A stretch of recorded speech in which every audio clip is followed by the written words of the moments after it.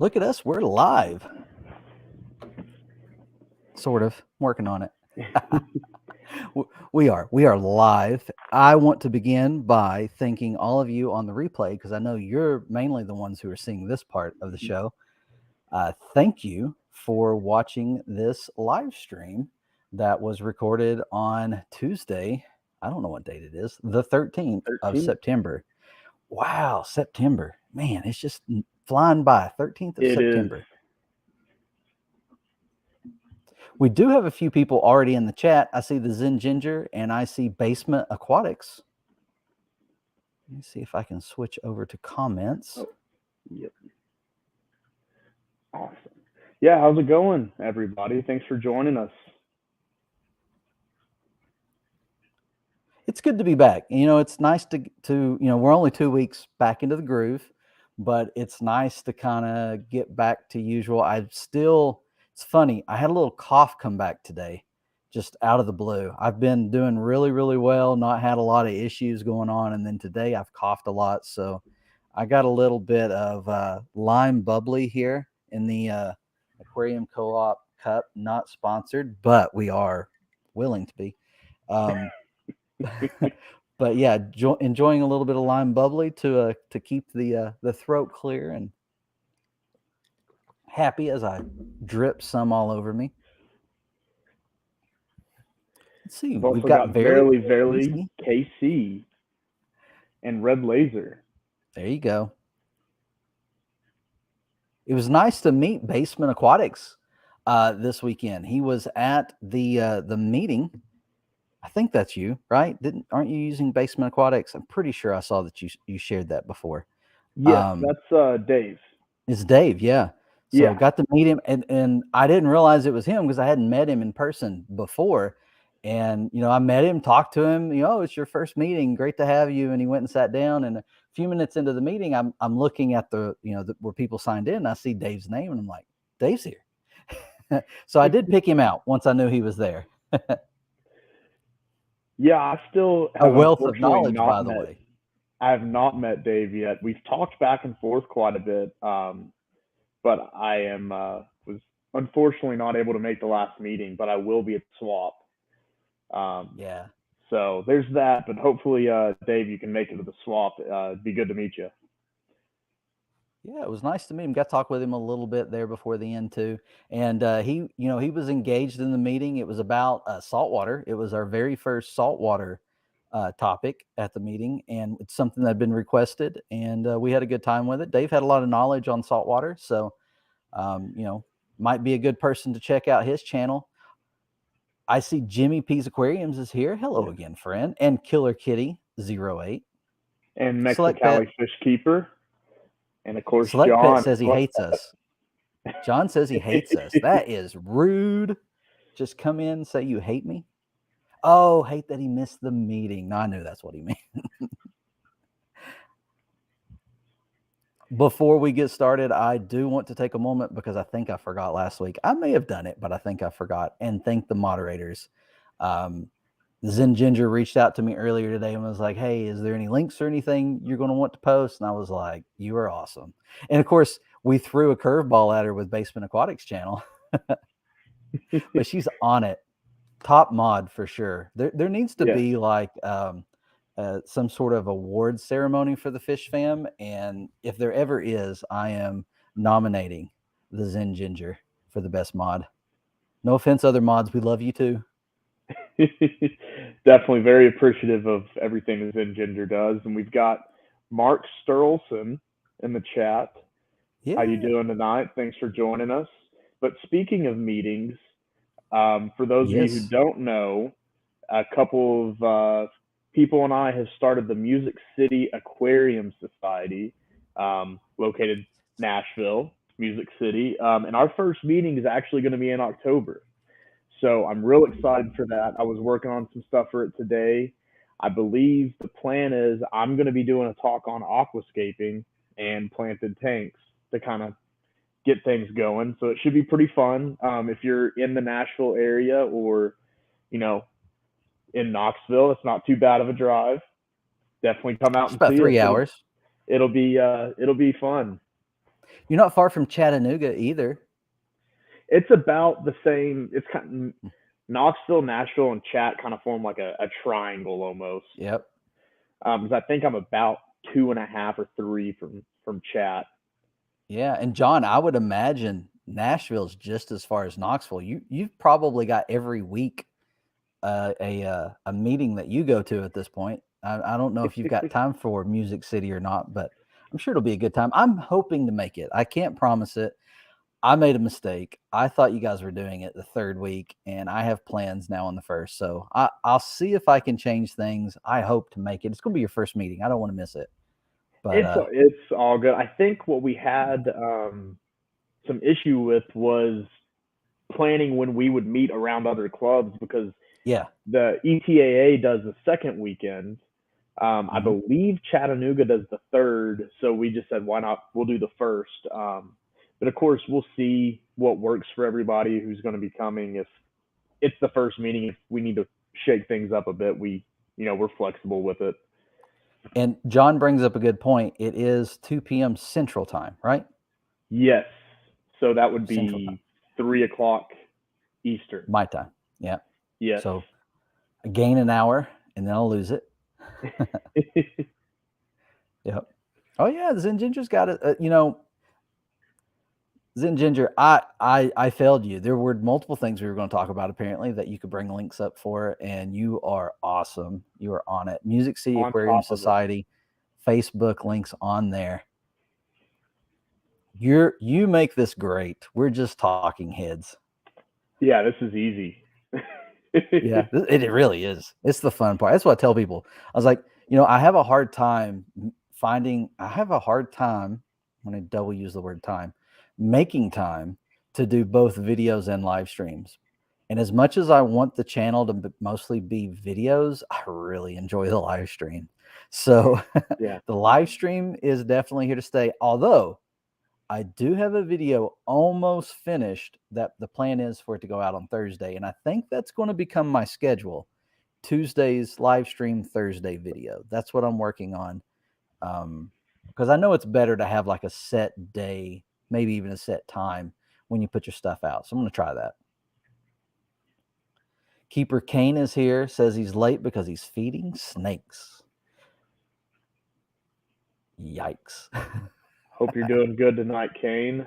And how many snakes do you have now? There's got to be quite a few. Yeah. Oh, so Verily Casey says waiting on Inler video. This is actually the tank right here.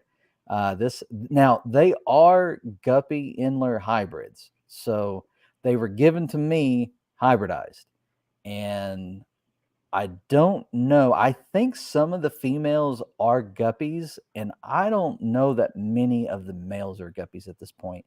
Most of the males appear to be Inlers, but they're all mixed hybrids. I don't know. I can't remember. There was one I've been looking them up. I've been researching them, trying to see if I can figure out what kind of Inler I have. I do believe there's more than one type of Inler, but there is one in particular. It's the one you have, actually, Verily Casey. The Stack, Staeck. Someone in our club also breeds this Inler and has actually entered it into our BAP program. I got recognized for also in this tank. I have the green Quarries, 27 of them now. I did lose one when I moved them from the 10-gallon to the 25. No idea why. It's just, I guess that's the risk you take when you move them. But yeah, the next day I found one on the bottom. I was sad. It's like I had 28 hatch, and I've made it to 28. and now I lose one when they're grown. They're the size that you could sell them now. So I do plan on keeping a portion of them. I haven't decided how many. Obviously, I don't need 28, and so the remainder are going to the East Tennessee Aquatic Association swap in next month. Yeah, I can't decide. I'm kind of in the same situation with the Quarries. They're about the size that you see in the store now, and I'm doing the 120. Do I want to put 20-something Quarries in the 120? Yeah. I I think it would look cool. Right now, they're all in the 40 that I just set up, and watching, 15, 20 of them all school together is really fun. So It is. They're awesome in here, and they're mostly up here at the top. And I know you can't really see them. Maybe I put the camera on them before the end of the show. I did put a short out there showing them, because the majority of them like to just do this right about right here most of the day. It's crazy. But yeah, they're young. They got a lot of energy. I guess they got to get rid of it. And but yeah, the 75. I would like to put a lot of them in there. I really do need to remove some of the peppered quarries. I feel like they would have a better life somewhere else, although I may be getting some more tanks in the future, but in a few months. So I doubt I get rid of them, because I've had these peppered quarries for a long time. And then, I told you, I think one of the green quarries that I bought when they were really young from one of the local stores, I thought it might be a bronze. I think I got 2 bronze. Because they don't have a green sheen to them. And I don't know, I need to get down and just really watch them, because I can tell the difference between them. But sometimes the greens, with the right light, they look like they have that light, that dark area through them. Mm-hmm. And it kind of throws me off. I know one of them is definitely a bronze. I think 2 of them may be bronze, in which case I need to give them to you, because I don't need bronze and greens hybridizing, if that's possible. These bronze that I have almost look, under certain light, they will have that kind of green shimmer to them as They well. do. And I'm like, the other night I was sitting here looking at them. I was like, what are you guys? Because remember, I think we talked last stream that I thought some of them may have mixed with the black Venezuelans. Yeah. Now that I have them in a bigger tank with a better light that I can see, I don't think that's the case. But still, their colors are just kind of throwing me for, like, I'm 90% certain they're bronze, but there's like that 10% that I'm like, what happened here? Yeah, I need to get down and really watch them for a little while and make sure. There's that one that I've known. I got that one home, and I think I've got it in a video where I'm like, here's the new quarries that I have. This one's a different color than all the others. And then, as it got older, and actually it was after you showed me some pictures of your bronze, I was like, yep, that's not a green, that's a bronze. And so it's still in there, and there is another one and they've kind of paired up too, which also makes me think it's possible. I keep looking at the tank, so it's over there. I saw that Silver Creek Aquatics is here. Hello, Silver Creek. JT is here. JT is here. I saw that as well. He messaged me just a little while ago to ask if we were going live. And Vinoski Fish Kodo is here. I probably butchered that, and I apologize, but welcome. And anyone else? Sky Dancer is here. Hello, Sky Dancer. All right. Oh, go ahead. See that now. All right. I was going to bring up here. I'll put us on the side. I was going to bring up our cover photo, which people probably saw if you came through YouTube. But if you came through fishfam.link or the Discord for the Fish Fam or anything like that, you might not have seen it. Hey, couple things. Fishfam.link. If you don't use it, you can keep up with all the live streams that's going on around the Fish Fam. There's a calendar, so you can go to the calendar, pull it up, see who and when are going to be live streaming. It's a great tool. It's a great way to to always have fish content. I mean, it's crazy how many streams there are out there. I love using fishfam.link. We are on fishfam.link, and I really am thankful for Matt and all the work that he puts into it, and all the people in the community who support it, because it is kind of a community supported resource for everyone. Check that out. Consider being a member and supporting it if you would like, but definitely check it out and utilize it, because it's there. Why not use it? Yes, Basement Aquatics says that Dee Dee does a daily reminder. Dee Dee does the daily reminder, and that's always on the morning show as well. Very cool. I appreciate Dee Dee including us in that. So there was another thing. Oh, yeah, the other thing I was going to talk about, because last week, Fish Fam Christmas came in on the chat, I was like, oh, look, there's Fish Fam Christmas. And then I kind of clammed up because I was like, what can I say? Can I say anything? I don't know if I can say anything yet. So I did check on the rules and find out. I will let you know that we did sign up for Fish Fam Christmas. I don't know that I told you, Tanner. And if you don't know what Fish Fam Christmas is, I believe last year was the first year they did it. The channels submit to be part of it, and then the group who are over Fish Fam Christmas will at some point, I believe between a certain date and Christmas, probably in December or sometime around there, we will have a visit by Santa Claus, and we will have a giveaway during the live stream as part of Fish Fam Christmas. Can't tell you when it's going to be. You're just going to have to check out the live streams once it's announced that they're starting, and be here for all the live streams that are involved in Fish Fam Christmas. And it's going to be giveaways. They were pretty cool last year. There was a lot of giveaways. It was really, really awesome. Yeah, I didn't realize they did that, but that's awesome. I'm excited for that. Yeah, as soon as I found out about it, I was like, hey, I'd love to do it. I think it'd be fun. So yeah, we're a small channel, but it'd be a lot of fun. And they said that they definitely want small channels involved. Awesome. So John says bronze quarries and green quarries are both color variants of the I don't know how to say that. You read it for me. The Corydoras. I always say it Aeneas.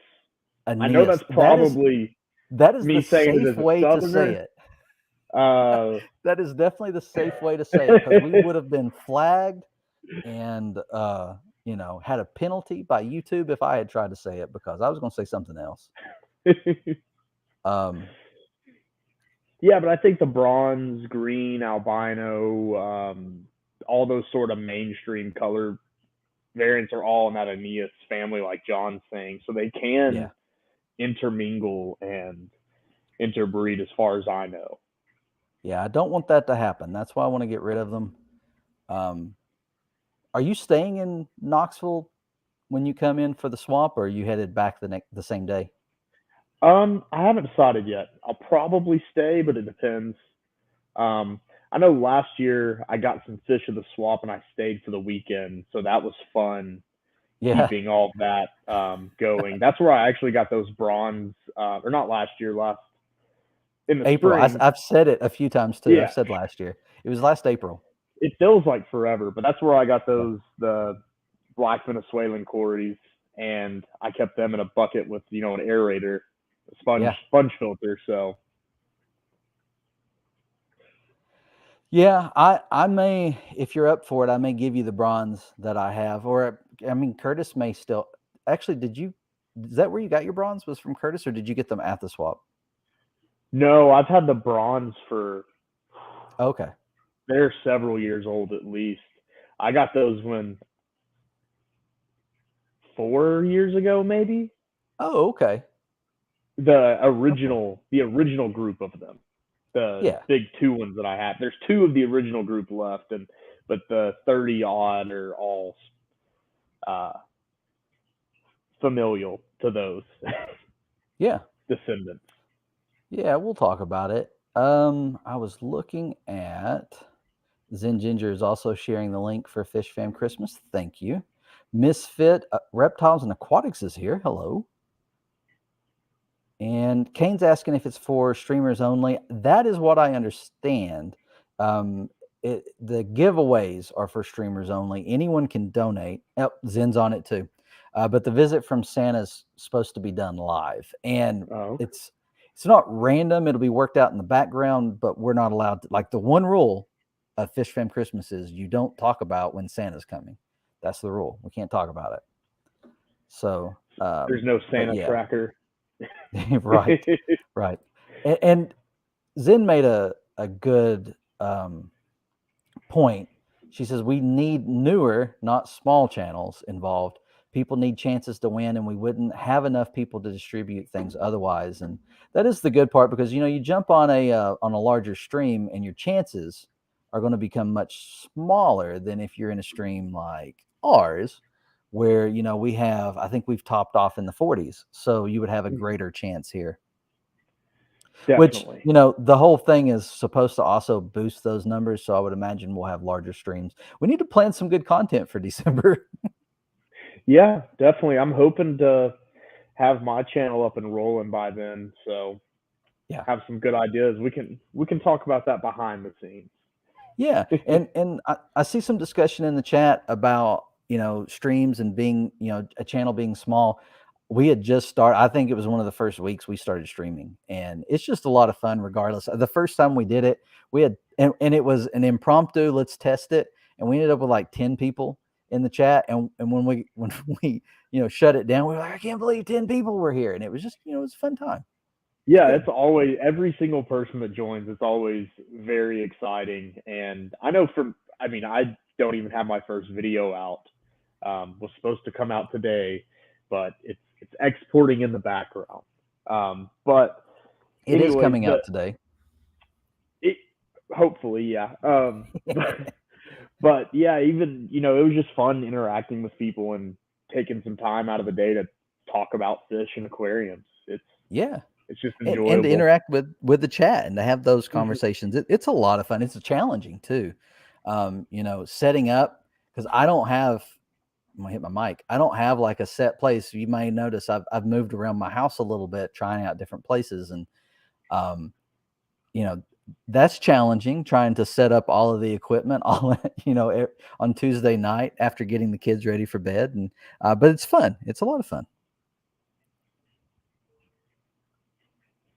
All right, chat is going, and that is awesome. Let's talk about what we're doing tonight.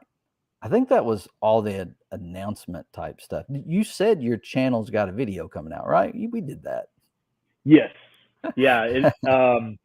I was editing it today, went to export it, and the export corrupted or failed, so I'm doing it again. That's no fun. That was annoying, but it's just a short little introduction video of me talking about how I got to where I am and with what I do with my tanks, and I show some of the stuff I keep. So definitely keep an eye out for that. It's at TK Aquascaping. Yeah, I actually subscribed once Zen Ginger sent me the link to check and see if it was the right one. I was like, yeah, that's it. I hit subscribe. So I'm a subscriber now. I think Keeper Kane was my first subscriber. So nice. Back when I first was toying around the idea of a video or making videos. So it's getting there. I've got 4 or 5 filmed. I just need to edit them. Yeah, it's fun. You'll get there. I'm really enjoying working on the ones that I'm working on right now. I've got one that I really want to put out. That is the Aquarium Co-op root tab applicator. I've already filmed most of it. There's a little bit that I still want to do with it, so it's not ready to go out. But I do have a video on setting up this 25 and bringing everything from the pond in. I've even got some plants in here from the pond. The stem plants and some of the others. I don't expect them to make it over the winter. I've got some pond plants that will winter in the pond over the winter months. Seems redundant.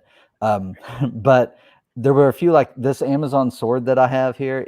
It may have survived the winter. I was told that it could, that if it got too cold, don't let it freeze over. And I was like, yeah, I'm bringing it in, because this is a baby plant off of my original Amazon sword. So I was like, yeah, I'm gonna bring it in. So I brought it in pot and all. It's in the terracotta pot. It's got soil in there. It should be massive before too much longer, being inside under the light. I saw that Crown Tail Half Moon is here. Yes. And they asked if we could share the link for Tanner's channel. The Zen Ginger has it. It's TK Aquascaping. It's the link actually right after it's you, then Basement Aquatics, and then the Zen Ginger shared the link. So you've got it right there. She's on top of it. Awesome. And thank you for joining us, Crown Tail Half Moon. Yes. Thanks for posting that, the Zen Ginger. I appreciate that. But yeah, do you want to get into our topic for tonight? Yeah, I was going to point out, JT says there's nothing like listening to live streams while doing water changes in the basement.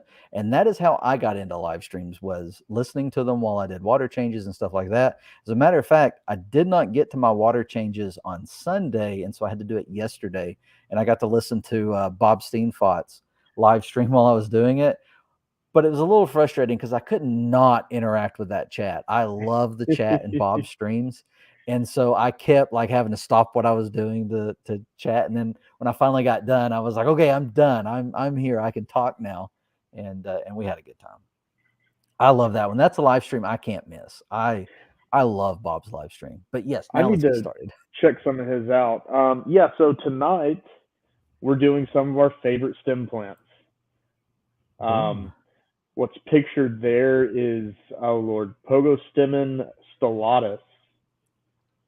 I believe, yeah, that's it. That's one of my picture of one of my older tanks. Yeah, that's not the octopus. Is the other one. I can't remember the name of it. You gave me some and I killed it. That will be a theme tonight. I killed it. Yeah, I've actually got some of it. The very last that I have of it is not looking so hot, but okay, that's topic for another day. It was gorgeous when you gave it to me. It was gorgeous. I admired that plant.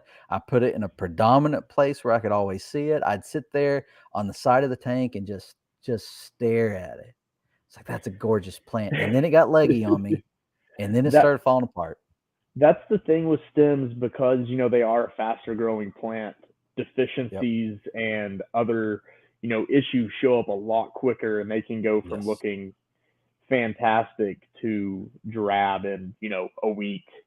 Yes, an Amazon sword, a Anubias, even Java fern. You start seeing issues, you got time to correct it. Stem plants, you start seeing issues, it's too late. It's over. That's not true. You can bring them back. You can save them. I did learn something recently that I hope we talk about either this week or next week. On another live stream, I believe it was Stephen P's. Was it Wet Your Plants? They were talking about how KH can impact stem plants. And that's something I didn't know. So I got to look into that, because they were talking about too high KH causes issues, and I am off the charts high. So that's my issue, I think. Maybe. What's your water source? What district are you in? Oh, Hallsdale Powell. I've got the worst. I mean, they charge you 4 times as much as they should, and it's just garbage. I do quite a bit of work for them. I will say, don't say that. We're enemies now. We'll cut you off. I don't work for them. I will say, though, I have had tanks when I was in Knoxville on the same water source, and it's possible to grow stems. I think that this is my opinion. So take it with a grain of salt. Getting down into very specific parameters and chasing specific parameters is not what you want to do, because you're never going to hit the target of right where you want it. You're always going to be, it's more important than hitting the exact number is having consistency. Just like with fish, you have fish that are traditionally, like we talked about with the Quarry stream, if they're bred in cooler water, and they have been for generations, they're going to be fine in cooler water and adapt. Even the same generation will. Same thing with plants, they adapt. If not, they wouldn't be. I mean, the world's an ever-changing environment, and rivers and streams constantly change. So I think that's just a little side note, but chasing parameters, those really specific parameters can be detrimental at times. Yeah. Stephen P is here, by the way. Thanks for joining us. How's it going, Stephen P? And then I also saw Ray Aquatics is here. It does require lots of light, CO2, and nutrients. There are some stem plants that definitely don't like to be underwater. And I will say, I learned that after I hadn't had that plant long before I'd given it to you at the swap. And I learned I had CO2 in the beginning. And so that absolutely could have been the case, because remember, I started having problems with the DIY CO2 and it's not running.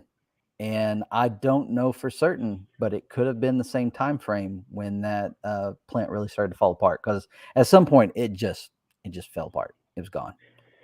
Yeah, I've seen it, the how it looks, the form in the photo of the cover photo is definitely under super high light, really high CO2, and kind of I did estimative index for the dosing on that tank, so it definitely had a surplus of everything.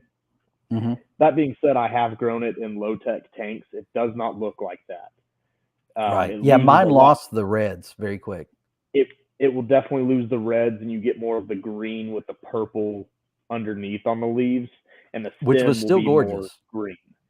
Yeah, it was still gorgeous for sure. And Zen's asking if it was red or if that was just the lighting. That plant was red in your tank, wasn't it? Yes, a little bit of lighting because I've got an adjustable light that I can play around with the spectrum, but that's pretty close to how it looked in the tank. And if you pull it out, it looks pretty similar, those reds. Yeah. Yeah, Stephen P. saying you need redonkulous light to keep it red. Yeah, I was running on that tank, it was the Chihiros WRGB 2 running it pretty much maxed out. Yeah. So, and for me, at that time, I had also, because I was battling the BBA, I'd also turned my lighting down some, so my lighting wasn't as strong. I probably can get the light intensity that I need for stems. My problem is I have so many slow growing plants in that same tank. I can't balance that. So anyway, that's not what this live stream's about. This live stream is about some of there's some of mine too, favorite stem plants. So do you want me to pull up the PDF that you have? Yeah, if you don't mind. And then I've also brought some to show and tell. Oh, well, let's pull that back up. Which one do you want first? Talk about, so I guess these are going to look a little drab. They've been out of the tank for a minute. These are trimmings, but this one's good old pogo stemming octopus. Yeah, Stellatus Octopus. Stellatus Octopus, one of the easiest plants you could ever grow. I know Corey from Aquarium Co-op loves it. He just throws it in. I have it in my sump just thrown in bundles. Yeah. There's some in this tank behind me. But it's a super easy growing plant. And we can, at the end, if we have time, I'll go into trimming, kind of show how to trim these plants and how I do that. But if we can pull that PDF up and just go through, it might be easier to see on that maybe.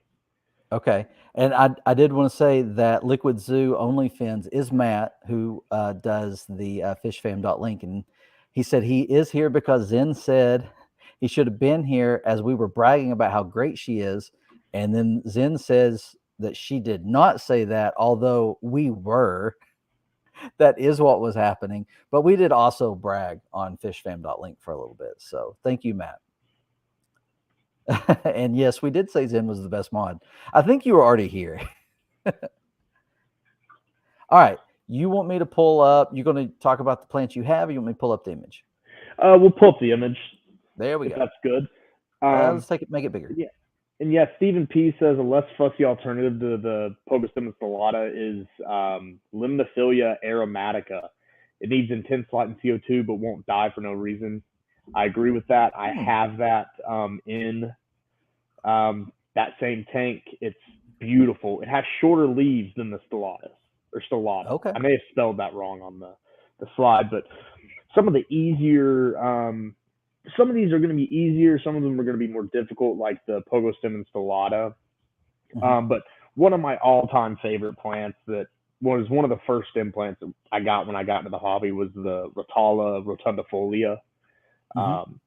Super easy plant, and you can see in this image there's kind of a color gradient to it. And when I took this image, the tops, the more red were closer to the light, and the ones that were lower were kind of have that more green yellow color.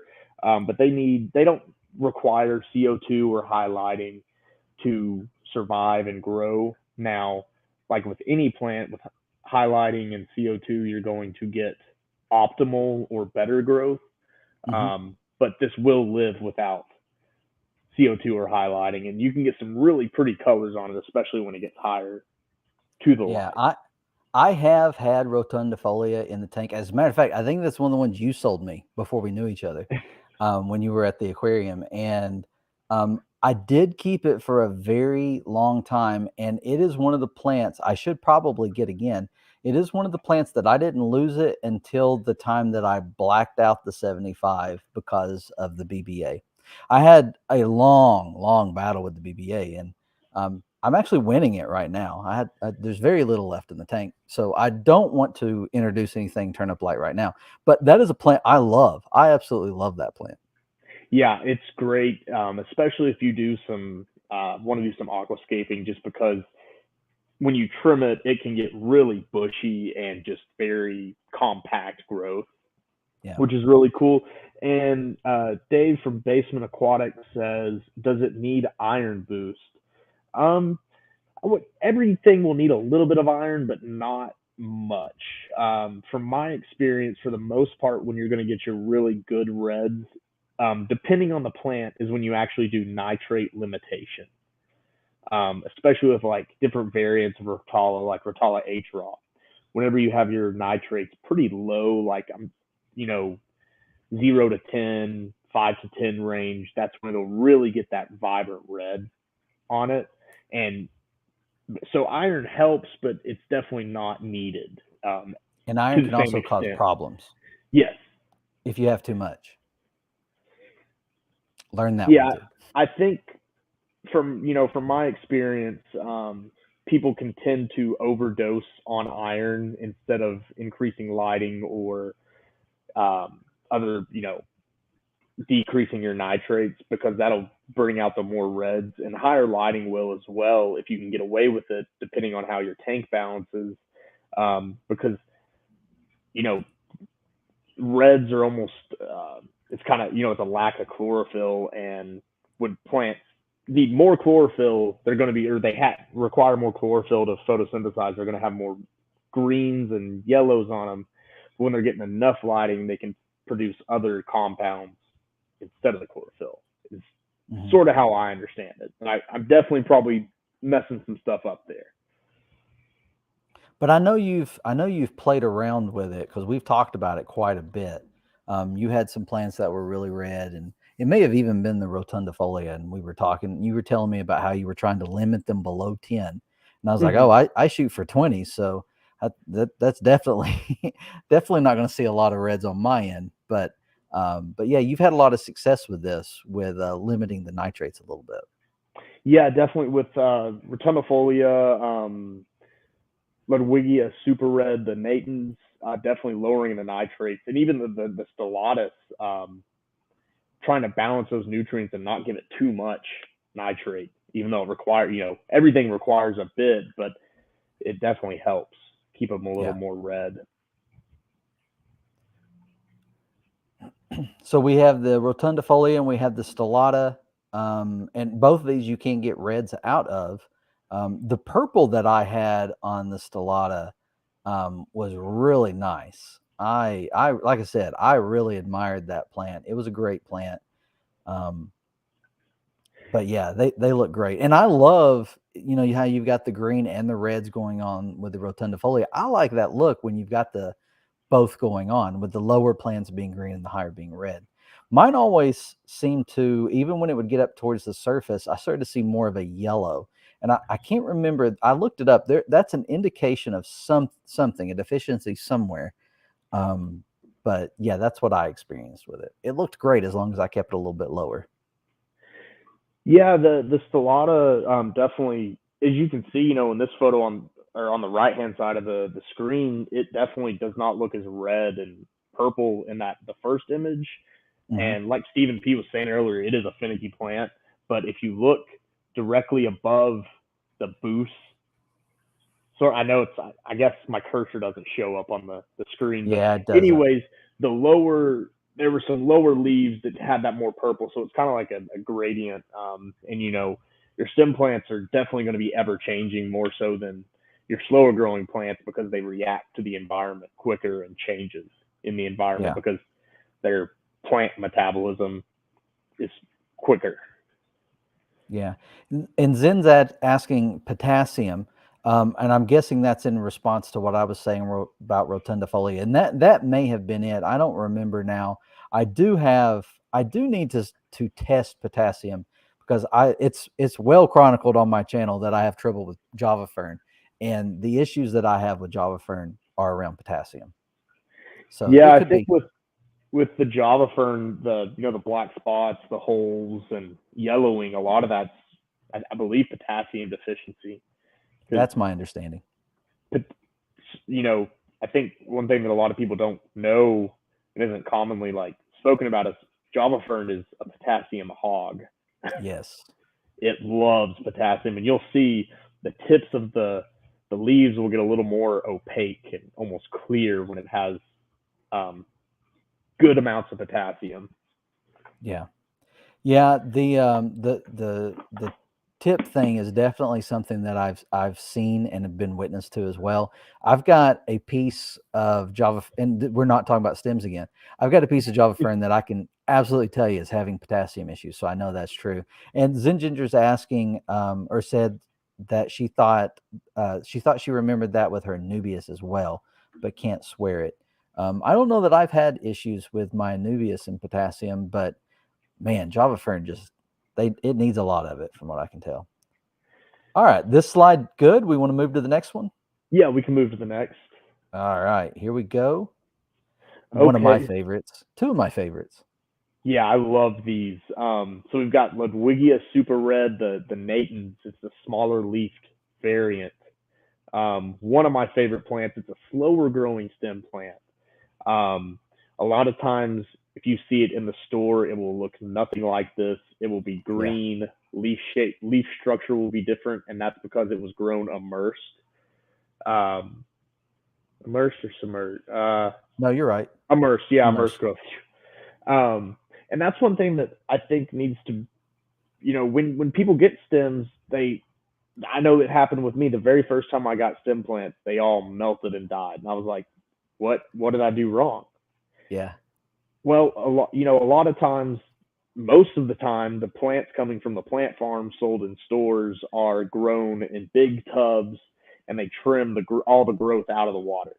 So you're getting above water growth, and the leaf structure is completely different, and they have to adapt and basically convert to their submerged form, and that's why all those basically the non-aquatic leaves melt and die off. So there's definitely a transition period. That's why I always try to get plants that have been grown in tanks, if possible, because it makes it so much easier. Mm-hmm. But back to the Super Red, that's another one that I've definitely noticed benefits from nitrate limitation to get that more red, just really vibrant color. But it does grow slower in my experience. So you definitely, if you got real high lighting on it, it can get some algae, some dust algae and stuff like that on the leaves. And then let's see, we got Larry D's Aquatics in here. How you doing? Verily KC says that she has Ludwigia Red. Awesome. It is one of my favorite plants. And then Zen Ginger says, I just got some Ludwigia Ovalis from Stephen P. and it's red now, but I don't use CO2. Most of the new growth is green. It's really pretty. I actually got in my bin of plants. I've got some of the Ludwigia Ovalis. That's another one of my favorite plants. I'm trying to separate it out. I got some pearlweed attached to it. Here we go. Ludwigia Ovalis, and it definitely does shoot out some green leaves, but you will, the tips of this growth is definitely more green, but it can get pretty red. Not as red as the Super Red though, but that's also another good plant that grows super fast, and you can definitely trim away at it. And I've grown it in low tech setups as well with lower lighting, and it works pretty good. Pretty good growth. But back to the Super Red, it's got a more delicate stem. It's a smaller stem. So I really like it's an accent almost. It's nice. You can trim it into a nice, bush shape. And like I believe Stephen P was saying earlier, the Limnophilia Aromatica to the right of the Super Red, I've actually got some of that. It's a mixture of the Aromatica and the Hyperoides. Cool thing about the Limnophilia Aromatica, as its name suggests, it actually it smells very good out of the water. It's very cool. But it's another, I've grown both of those in lower tech setups. The stems are a little more difficult without CO2, just because they'll get a little leggier, but both of those don't require super high lighting. With higher lighting, you will get more reds. Definitely. Yeah. I see Zen's asking, it's also in a 20 long, so not very deep. So he said, I might see more color at the top as it gets taller. I'm guessing that's probably true for most plants that go red, right? As they get closer to the light, they are going to have more reds. Yeah, really with any plant, the closer it is to the top, the more vibrant colors you're going to get. You can kind of see that on the Bacopa Carolinia on the right. That bottom stem sticking out right below the name is more green, but if you look up at the top, those have a more, I'd say, a bronze color. But I love the Bacopa. That's another one of the first plants I got that melted on me, and it took forever for me to try it again. Yeah, I bought some and I loved it, and every bit of it melted away. And then Curtis gave me some, and what Curtis gave me was probably like a quarter of an inch or more thick at the stem. They were like massive. And yeah, it eventually melted too. Now I did see, and I've actually got some of it because I put it in the pond. I saved some of it and put it in the pond. It didn't fare very well in the pond, but it's in this tank right now. So I'm going to see if I can save what I have left. I did see, go up, Verily Casey says, Bacopa hates my hard water. And if that's true, I ain't got a chance. I've got to scrape my water out of the buckets when I'm done. I know some of y'all laughed at that. That was a pretty funny joke. Let's see. So looking up, yeah, I mean, that can make sense. Some of it's native to Florida, so, it's depending on the part, it could be, kind of in those mangrove areas. It's if you do a quick Google search, it's actually listed as a immersed plant. So, that I know people grow it. I've grown it in low tech, but it definitely gets better results with CO2. Yeah. But you can definitely grow it low tech. I really like it because it looks like, if any of you, in SpongeBob, the kelp. It almost looks like that, the kelp forest. And I always like that. It's another one that you can really trim heavy and replant. There are some stems that, in my experience, really don't like being trimmed. They seem to take a pretty big hit. Like the Ludwigia Enclanada. That's another real red type of Ludwigia that I have that it does not like being trimmed. It likes to get real long and basically not to be messed with. Yeah, the Bacopa that I had was big when I got it, and it did grow up out of the tank. And then when I put it in the pond, it didn't have very far to go, but it stuck out of the tank too. And those are the two pieces that made it to the surface in the pond are the two pieces that I still have. Yeah, the ones in this photo, I took it yesterday, I believe, and they're growing out of the top of the tank. I like it, but I definitely need to trim it eventually because they will, once they get closer to the light, they'll get a little crispy. Yeah, I had some Pogostem and Stellatus Octopus out in the pond too. It was one of the first plants that I put out there just to kind of keep the water quality up while I was getting it started. And I just put a bunch of it in there and floated it for a while. And but I did end up planting it, and some of it did grow out of the surface, and the leaves and the stems that came out of the surface of the water were just very different than all of the Pogostem and Stellatus Octopus that I've ever had. It very dark green, and the stem became a little bit of a brown red. It was very neat. I mean, it looked cool sticking out of the water, but what was funny was it just stopped. Like it never really got any taller. It made it 2 or 3 inches out of the water and then just stayed there. It never got any taller. Huh. Which was odd. I thought it was odd. Yeah, I haven't ever grown it immersed.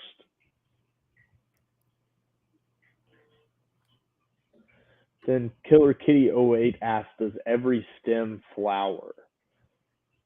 I know some do. To be quite honest, I have not grown that many immersed. I know that a lot of the Hydrophilias do. I would assume most, if not all, do. But I do not know for sure. Somebody in the chat may know. I saw that Paul Soltero is here. Hello, Paul. Thanks for joining us. And yeah, Paul's pointing out, check out Wet My Plants Aquatics for submerged plants. There's a lot of vendors out there that stick to the submerged plants, and it's nice for the hobby. Because, a lot of times you go to your local store and they've just got that cup that just came in that week that you take home and you pull it out of the cup, you put it in the substrate, and it just melts back. And you see it all the time online. You have to tell people, no, just let it grow. As long as it has roots, it's going to come back. But, it's melting. It's gonna be better when it comes back. Just let it melt. But, some places do the work of either growing submerged or allowing things to convert before they sell them, and that's always awesome. Yeah, that is, I love that. One thing that you can always do, and what I try to do, is if you can get it from another hobbyist, definitely try and do that, because it's coming out of it. It should be coming out of their tank. That's why if you're looking for plants, I would definitely go to the swap in October. Yeah, if you're in the East Tennessee area, October 8th. 9 a.m. to 2 p.m. It's going to be a lot of fun. There'll be plants there. Actually, are you bringing plants this time? I don't remember. Yes, I am. Okay. Some of these that we're talking about tonight and that we see probably will be there. Yes. Yeah, all these photos are from my tank, so probably not. Some of them I've got, like the Super Red, I don't have a ton of, and I kind of like to keep it and spread it throughout tanks. I am setting up a 120 pretty soon, so a lot of those plants will be going into it, but I'll definitely be bringing some. I have a table, so, but we can, if you want, go ahead and move on to the next slide. I put Rotala on there twice, didn't I? Rotundifolia? Yeah. Yes. Okay, so we'll talk about the Hydrophilia Polysperma. Now, I will say this plant, you need to be careful with your location if you're trying to get this plant, because it is considered invasive in a lot of areas because of how it grows. And I feel like it's probably a good point to mention that any of your aquarium plants, anything that comes out of your tanks, do not dispose of it properly. If you're throwing it away, do not flush it. Don't put it in the creek, any of that, because you don't know what'll take off. Off the soapbox, Hydrophilia Polysperma, love this plant because it grows like crazy. Honestly, grows a little too much. It's in the tank behind me, and it's taking up about, I planted probably a 4-inch area, and it's up to about a foot in the tank probably of width, because it spreads, but it gets it's green, but it gets like a bronze reddish color when it gets higher, closer to the light. Very vigorous growth. Now, real quick, it's also in the picture with the Rotundifolia, isn't it? To the right of it? Yes. A little closer image. So if you're looking on the Rotala Rotundifolia image on the right, this is the sunset in the background as well. Yes. Yeah, it is. And it just grows very dense. I'd probably trim it almost completely, from the top of the tank halfway down every week to 2 weeks minimum. Mm-hmm. If not, it's sprawling like a Vallisneria over the top of the tank. But it definitely, I would say it requires, you could probably grow this in any tank. This is one of the plants you throw it in a bucket and it's growing. Okay, so you're gonna bring this to the swap so I can buy some of it off of you? I will have to look into it. Because I believe that it is listed on some of the federal lists, so it depends by state. I actually, before I got this plant, or when I got this plant, I didn't know about that. I got it from a store. So Definitely always good to do some research on your plants. And like with the immerse submerge growth thing, if you see the name of the plant in the store and it looks, a little weird, look it up, see what it looks like in a tank. So that way, you know what to expect. Right. Yeah. I saw. Go ahead. Basement Aquatics says bring Hygrodeformis to the swap if you got it, Tanner. Hint, hint. I believe I do. Is that? Oh, okay, so that's looks similar to Water Sprite. Okay, I have some of that. And Verily Casey's talking about Brazilian Pennywort. That's one that's a favorite of mine. I really like. Yeah. Or also Moneywort. I think that some of the conversation was talking about Moneywort. But the Brazilian Pennywort is nice. Yeah, another good option is the Hydrocotyle tripartita. I'm butchering how to say it, but it's the Hydrocotyle Japan. Yeah, I killed that. It is another good one. It grows like a weed. Yeah, it's funny. It broke apart because, I had it as that one mass in one place in my tank. And I put it in the front. I had planned on once it got so tall, I was going to move it. And it just kind of fell apart and it's everywhere. It's all over the tank, but it's not really like growing anywhere. It will, yeah, it kind of spreads. It looks to me like a lot like just 4-leaf clovers. It is. Which I it's think like is a clover. Cool. Like the Maricelia. I don't, half these names I say in my head, and when I say them out loud, I know I'm butchering them. Right. Yeah. Paul says compost pile is the best spot for aquatic plants that don't make the cut. I have one of those. If I was not in an apartment, I would have one. That's one thing that kills me. I had one back home, but can't have one in an apartment of any substantial size. Mm-hmm.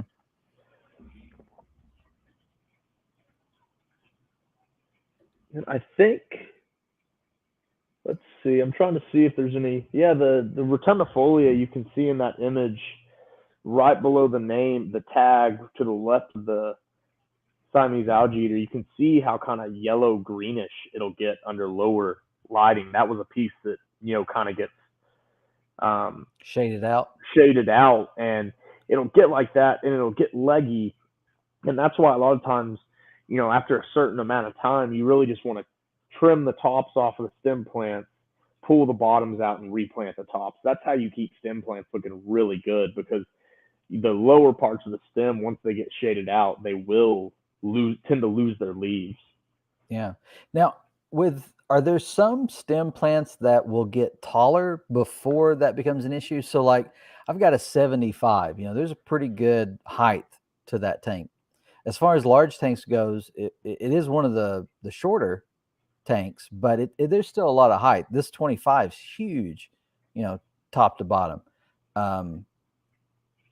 How tall can you get those stems before you start seeing that typically in your experience? It really depends on the plant. Like Rotala, it'll happen, about midway up almost. Yeah. Just really, it really also depends on when you trim it, because if you trim it, the plants will grow bushier versus more vertical. Right. If you've got your stems, as long as they get enough light, those leaves should live. Now, those are the older leaves, so sometimes, like on any other plant, the older leaves will eventually just die off. They have a, limited lifespan.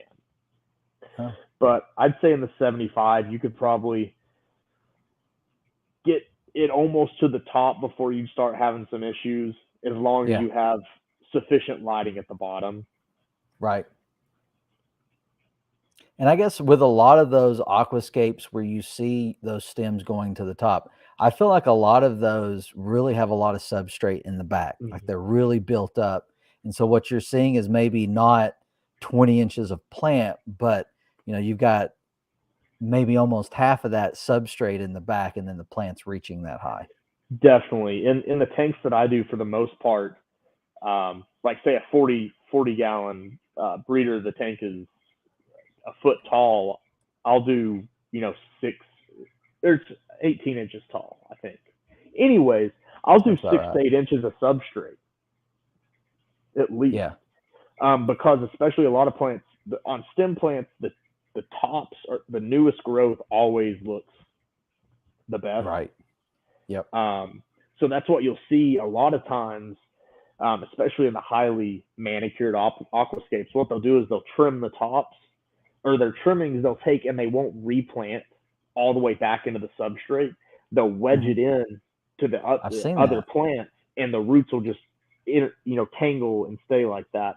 That's how you get a bushier looking, nicer growth, healthier looking without having everything growing, 20 inches tall. Yeah. What was that plant? I know we've discussed it a few times. The hygro, I keep wanting to call it Panita, and I know that's not right. The hygro. Pennywort.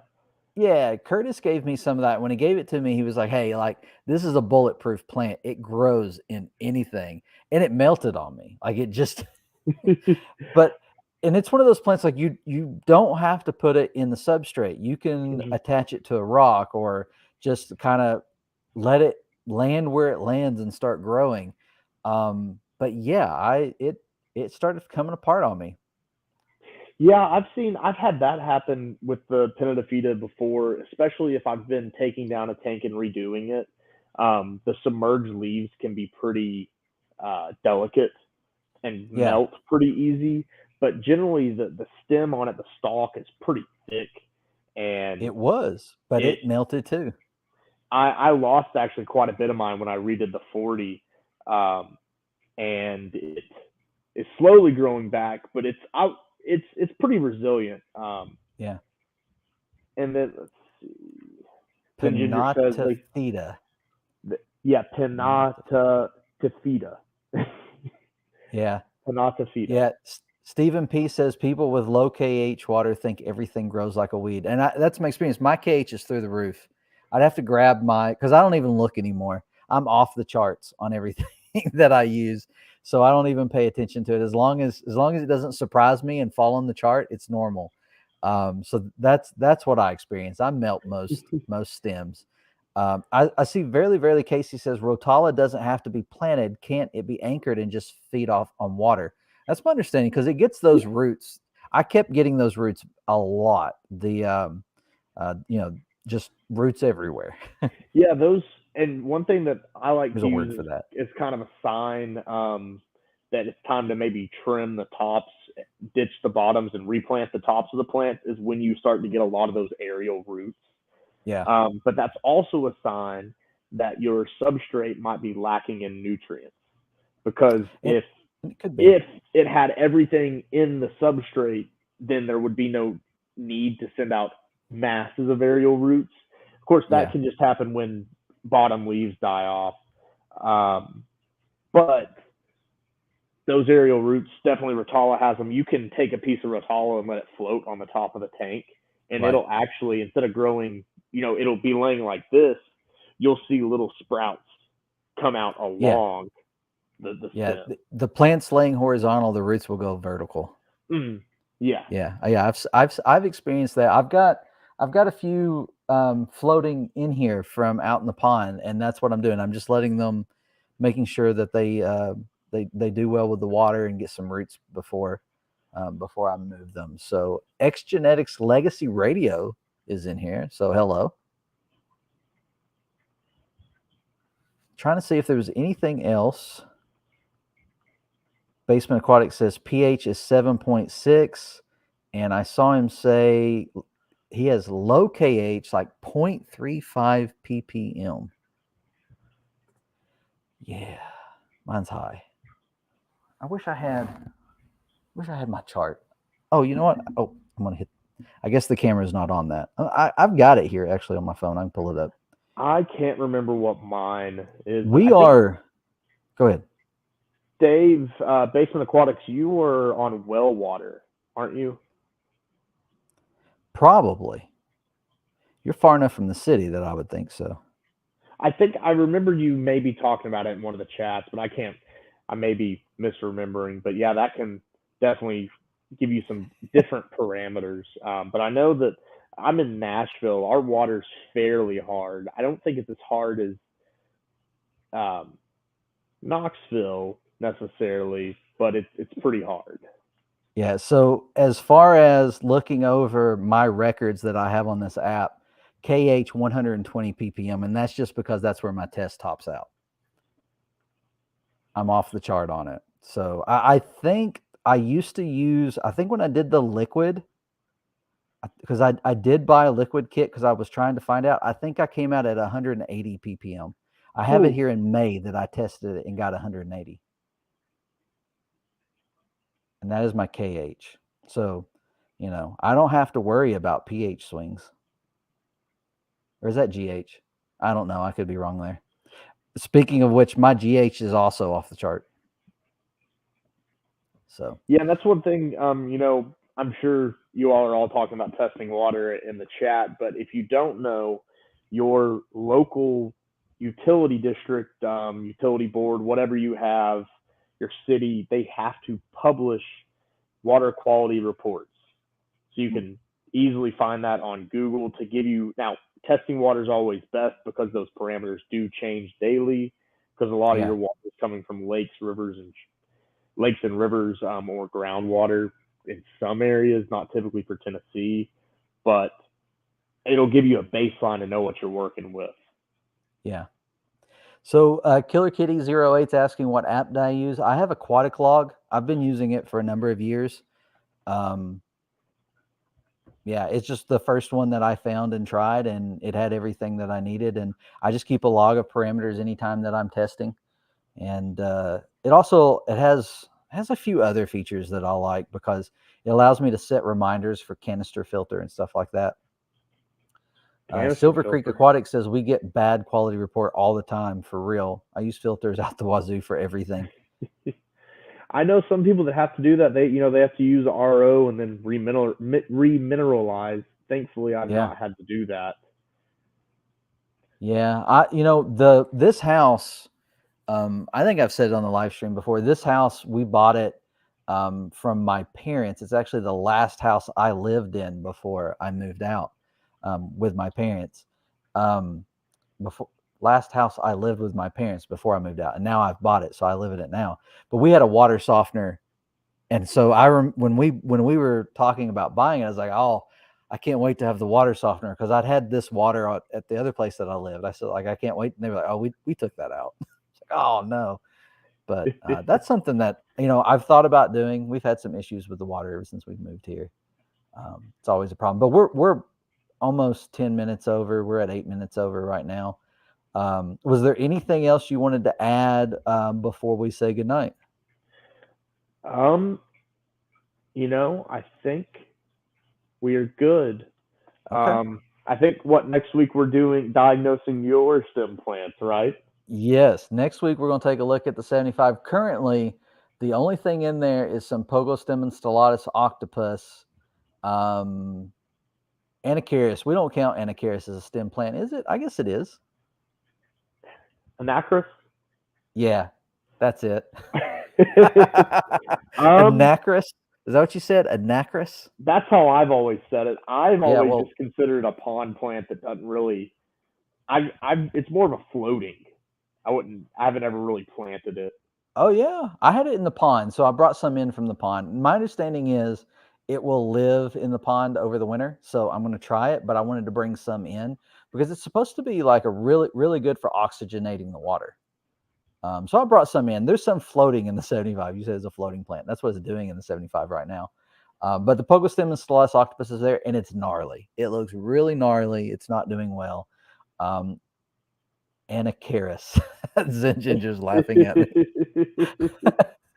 Well, Caris, that's how you Charis. Caris. That's how you say that word. So Anacarius or whatever. If you need some of the Pogostem and Octopus, she's making fun of how you said it. Oh, really? Anacarius. Well, I'm going to have to do some research now. I've been saying it wrong forever. How did you say it? Anacarius? I don't know if that's right. That's because it's Anacharis, I believe. I'm just saying. I'm sticking with Anacarius. I think I've heard it. I've heard it that way as well. So yeah, Paul says my I don't know how to say it. Anacarius survived multiple winters in my pond in New Jersey. So yeah, I have a lot still in the pond. It grew like crazy in the pond. I had it everywhere, which I love. And I see Ed's here. Hello, Chattanooga Ed. It was good to see you this weekend. Ed. Got to see Ed at the meeting. Ed came to the meeting. Oh, that's awesome. So it was nice to see him. Are you going to Aquashella or are you going to be at the swap? I know we planned our swap the same week as Aquashella. I've got people who are like, oh, man, I wish you didn't plan it this week. It's like, well, we didn't think anybody would go to Chicago. So plant name butcher, fairly Casey. The thing is, we don't know which one of us butchered it. Anacarius. Basement Aquatics. Before. Basement Aquatics says Anacarius. But it's not it's A. Anacarius.